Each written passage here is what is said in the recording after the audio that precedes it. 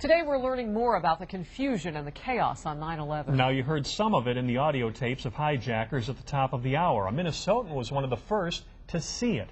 Our Bob McNaney talked with an eyewitness to 9/11, an Air National Guard Lieutenant Colonel. Bob? Well, Lieutenant Colonel Steve O'Brien was at the controls of a C-130 aircraft. He had just left Andrews Air Force Base with his crew on what he and his crew thought would be a normal flight back to Minnesota.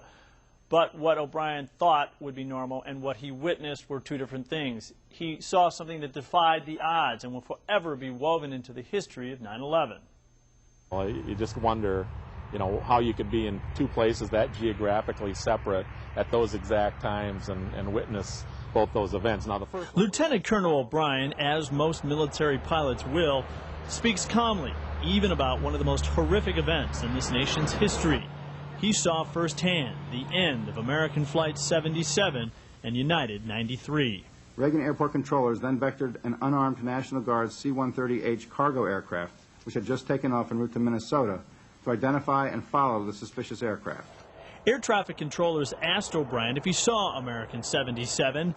He did. In fact, the plane passed directly in front of the Minnesota National Guard C-130. we told them that we did have them in sight, and then shortly after that they asked us if we would follow that airplane and tell them what the airplane was doing, and that's very unusual. In 20-some years of flying, I've never been asked, to do something like that before, especially for a commercial airliner.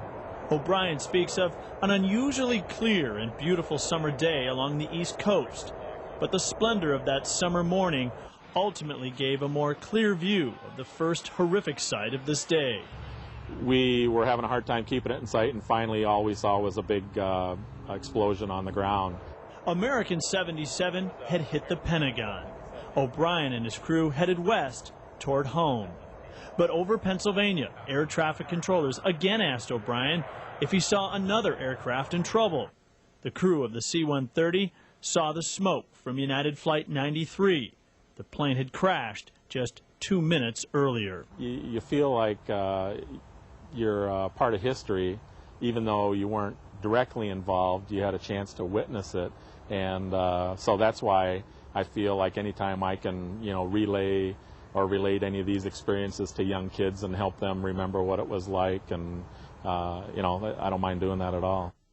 The events of that day hit Lieutenant Colonel O'Brien and the crew in many different emotional ways. Today, O'Brien freely admits that most of the time when he revisits the events of 9/11, he's able to do so in relative comfort. But he also admits there are times that the images that he saw still bring tears to his eyes.